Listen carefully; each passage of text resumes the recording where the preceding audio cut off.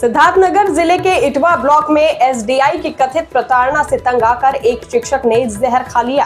शिक्षक का इलाज माधव प्रसाद त्रिपाठी मेडिकल कॉलेज में चल रहा है, जहां उसकी हालत खतरे से बाहर बताई जा रही है। हालांकि शिक्षक जहरीला पदार्थ खाने की बात से इनकार कर रहा है, जबकि चिकित्सक जहरीला पदार्थ खाने की बात कर रहे हैं। मामला इटवा ब्लॉक के प्राथमिक विद्यालय भदोखरी का है, जहां तैनात शिक्षक शौकेंद्र ने कथित तौर पर एसडीआई इटवा राजेश कुमार की लगातार प्रताड़ना से परेशान होकर बीती रात जहर खा लिया। शिक्षक का आरोप है कि उसे परेशान करने के लिए उसका वेतन रोक दिया गया था। सामने दीपावली है, आर्थिक तंगी से वो काफी परेशान था। साथ ही उसको कभी भनवापुर, कभी डुमरियागंज तो कभी इटवा बुलाकर रजिस्टर, आधार लिंकिंग और ऑनलाइन कार्यों के लिए दबाव भी बनाया जाता था। डिप्रेशन के कारण उसकी ये हालत हो गई। बीती रात इस घटना के बाद इलाज करने वाले डॉक्टर का कहना है कि उनके पास शौकेंद्र नाम के शिक्षक को रात में कुछ लोग लेकर आए। इन्होंने जहरीला पदार्थ खाया हुआ था। इनका इलाज कर उन्हें बेहतर चिकित्सा के लिए मेडिकल कॉलेज रेफर कर दिया गया है। माधव प्रसाद त्रिपाठी मेडिकल कॉलेज पहुंचे शिक्षक संघ के जिला अध्यक्ष राधा रमन त्रिपाठी ने कहा कि सूचना मिलने पर वो पहुंचे। उनको बताया गया कि खंड शिक्षा अधिकारी द्वारा शिक्षक शौकेंद्र को प्रताड़ित करने की बात सामने आ रही है। वहीं खंड शिक्षा अधिकारी इटवा राजेश कुमार की टीचरों को प्रताड़ित करने की काफी शिकायतें उन तक आती है, जिसको लेकर उन्होंने उच्च अधिकारियों को भी सूचित किया था। किसी को इतना प्रताड़ित करने की उसके जान पर बनाए, ये गलत है। इसकी वो घोर निंदा करते हैं और संबंधित के प्रति कठोर कार्रवाई की मांग करते हैं। आपको बताते चले कि जिला चिकित्सालय पहुंचे बेसिक शिक्षा अधिकारी ने कहा कि अभी हमारी प्राथमिकता शिक्षक का इलाज है। इलाज के बाद मामले की जांच कर कार्रवाई की जाएगी। सिद्धार्थनगर से संवाददाता विजयपाल चतुर्वेदी की खास रिपोर्ट। तुमने क्या खा लिया, क्या वजह है? कुछ खाया पिया नहीं। कहते हैं कुछ जहरीला पदार्थ खाए होंगे। नहीं, बात तबीयत कैसे खराब हुई? क्या आप मेंटल प्रेशर क्या है? प्रेशर ये है कि मेरा वेतन रोका गया। मैं कई बार कहा हूँ एसडीआई सर से कि मेरा वेतन बहाल कर दिया, दीपावली आ रही है, मेरे पास कुछ है नहीं, मैं घर कैसे जाऊँगा? तो कहे कि अल्लाह रेस्ट करो, नहीं तो बताते हैं तुम दिवाली पे कैसे घर जाओगे। तो कुछ खाए पिए ना है, बस व्हाट्सएप पे सब चेकिंग है। अच्छा, तो वेतन आप किसने रोका गया था? किसने रोका था? वेतन जन्म प्रमाण पत्र है तो लगभग 14 बच्चों का रहा, उसमें हमारी गलतियां हैं। अच्छा, आपकी गलती नहीं थी? तो अभिभावक घुमा रहे थे कि इनका बना है तो हम कैसे दो बनवा दे। तो आपसे क्या कोई अनर्गल काम कराया जा रहा था क्या? जो उनके पास पहले है जन्म प्रमाण पत्र, तो हम दो कैसे बनवा दिए? कुछ लोगों के पास है तो कुछ लोग ये कहें कि हमने आधार बनवाने के लिए दिया है। तो क्या इसको लेके कोई जानकारी दी थी आपने एसडीआई या बीएसएफ कोई? हाँ, बीआरसी को सूचना दिया जाता है ग्रुप पर जी। तो ये वेतन रोक दिया इसमें। तो 25 सितंबर का मैं स्पष्टीकरण दिया, तो तब से घुमा रहे हैं।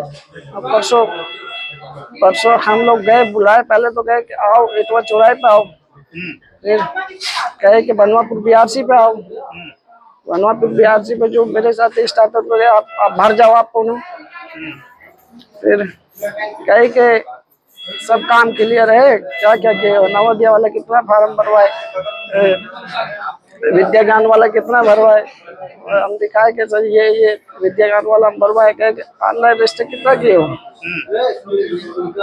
हम कहे कि वो सर होता कहाँ अभी, कहे कि करके आओ। हम रिक्वेस्ट किए कि साहब जो हमारा वेतन लगा दिए उन काम तो हम प्रयास कर ही रहे हैं। कल भी हम फोन लगाए। मतलब आपका वेतन रोका गया था, इससे आप परेशान थे? जी। घर कैसे जाते हैं? अच्छा। किस मुंह से घर जाते हैं? तो इसी वजह से आपने कुछ खाया? क्या कर रहा था, क्या किया? मैंने कुछ खाया खराब हुई? मैं बस समझो कि घबराहट होने लगी, घबराहट पलटे लगे, पलटे उसके बाद पता नहीं कब एकदम हमें चक्कर वक्कर आए, एक पड़े, पता नहीं कौन हमें लेके गया।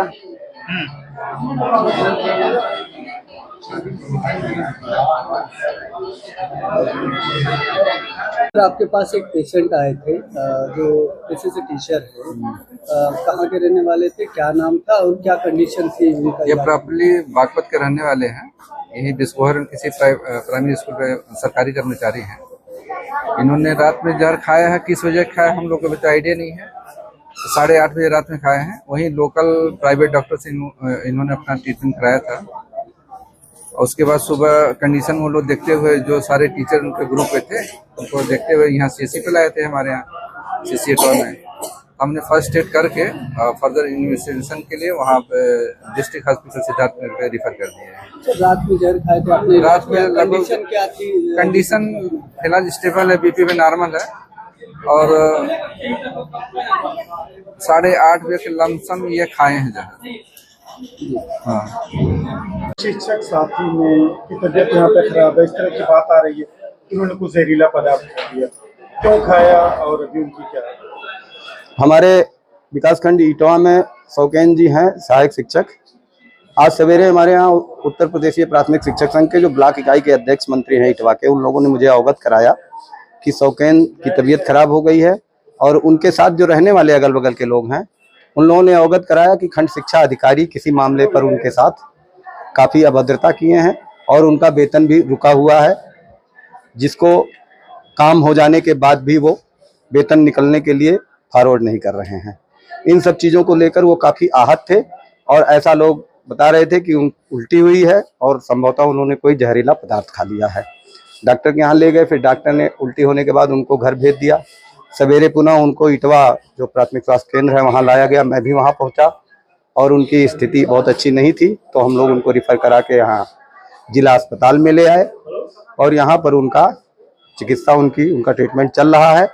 अभी डॉक्टर देख रहे हैं कि क्या परेशानी है, उनको किस तरह की समस्या है, लेकिन वो अस्वस्थ हैं। क्या लगता है क्या खाया होगा? कुछ खाया है जैसा उनका कहना है कि हमने कुछ खाया ही नहीं।